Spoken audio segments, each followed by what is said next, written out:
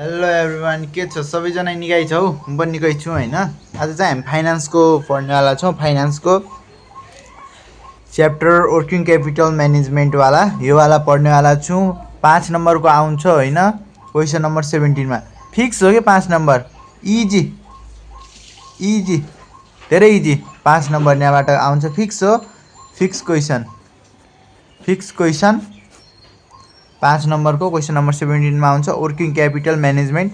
यति फर्मुला थाहा हुनु पर्यो, बस यति। जति देखिन लाग्छन् त्यति छैनन्। फेरि टोटल कतिवटा देखिन लाग्छन्? 5 वटा छन् नि, 3 वटा म्याक्सिमम, 3 वटा फर्मुला थाहा हुनु पर्यो, भइहाल्यो। ल हेर्नुहोस् है, फर्स्टमा इन्भेन्ट्री कन्सेप्ट अब नबुझौँ, सिधै अब फर्मुला बुझौँ अनि एउटा क्वेसन गरौँ है। क्वेसन नम्बर 17 मा आउँछ यो वाला। 5 नम्बर फिक्स हो। इन्भेन्ट्री कन्भर्जन पिरियड, आइसिपी भन्छ यसलाई।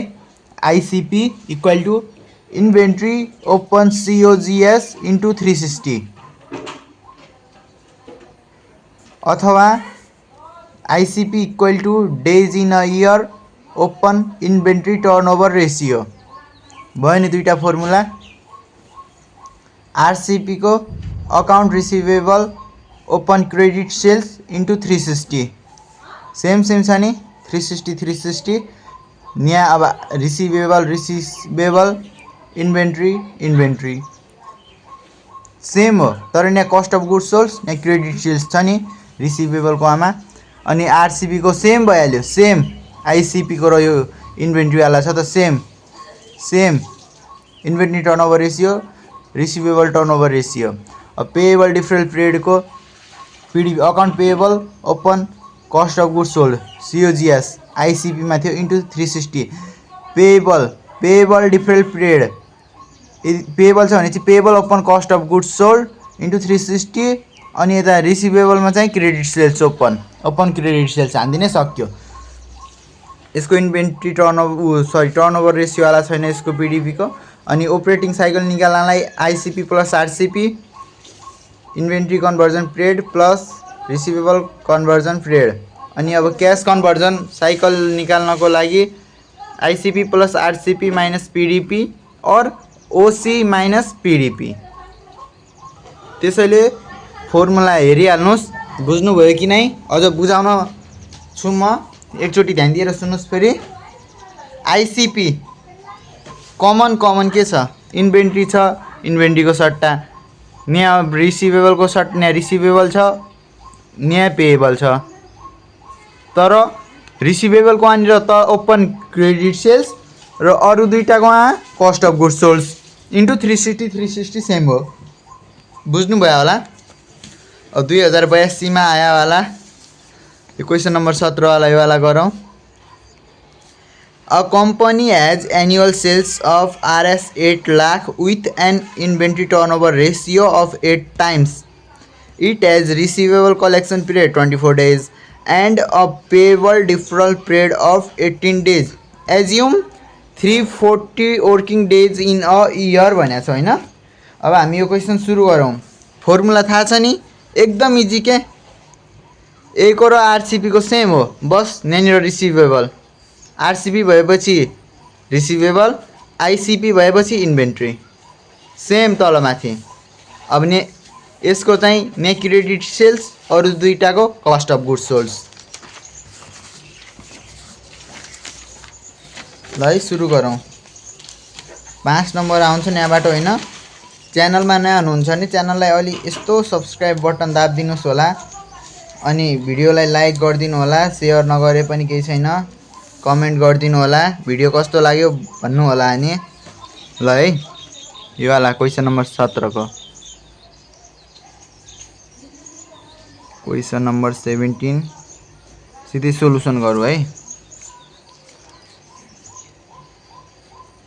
सोलुसन गिवन डेट के दिएको छ क्वेसनले हामीलाई?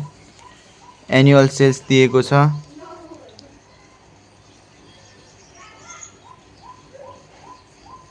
Annual sales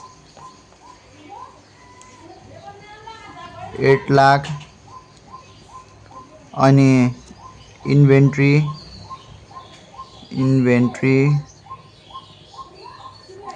turnover ratio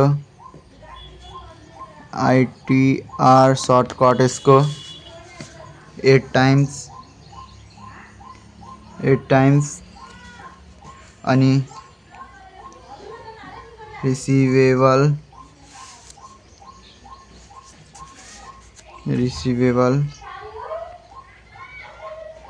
collection period RCP equal to 24 days. जस्तो हजुरको स्कुलमा आउँछ नि त्यस्तो आउन के अप्ठ्यारो, सजिलो आउँछ। पेबल डिफरल पिरियड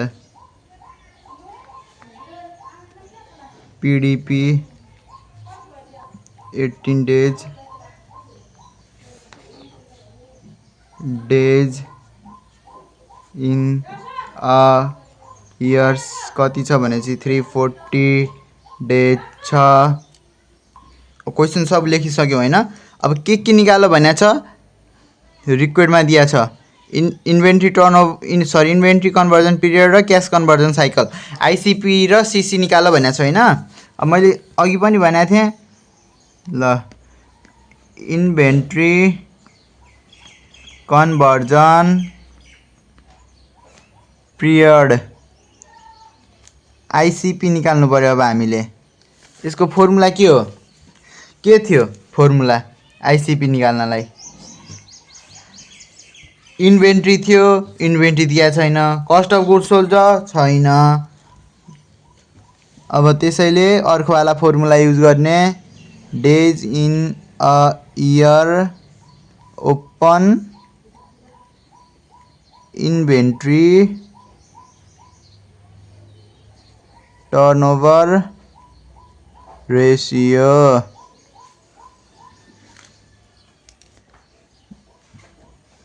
कति छ 340 open 842 340 divided by 8 42.5 days 42.5 days.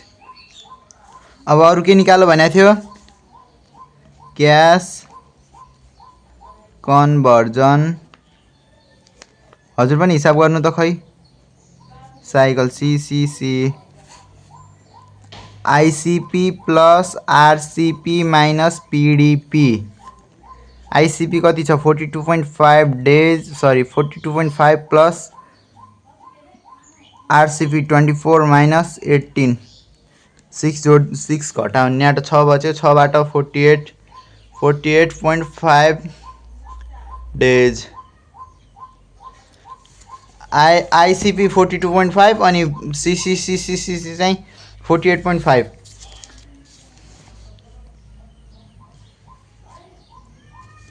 हाम्रो राइट छ, राइट भएको छ हैन।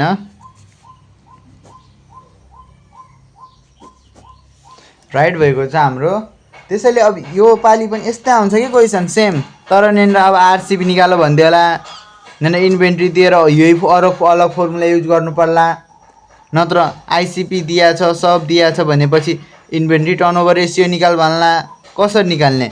यहाँ ICP दिया हुन्छ, यहाँ उ दिया हुन्छ, यो डिजिनेटेड दिया हुन्छ, यसलाई यहाँ लग्ने पछि यसलाई यहाँ राखिदिने, डिभाइड गरिदिने सेम।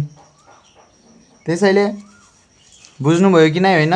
नत्र फर्स्टमा यो त बुझ्नुभयो मैले गरेको, यो यो फर्मुला याद राख्नु होला कि यति इनफ हो हजुरको लागि। हेरिहाल्नुस्, यो त थाहा होला, यो थाहा होला हजुरहरूलाई, यो पनि थाहा भइहाल्छ। यति 3वटा फर्मुला यिनी यति। हस् त भिडियो कस्तो लाग्यो भन्नु होला है त, राम्रो लागेपछि कमेन्ट लाइक गरिदिनु होला। हस् त बाई।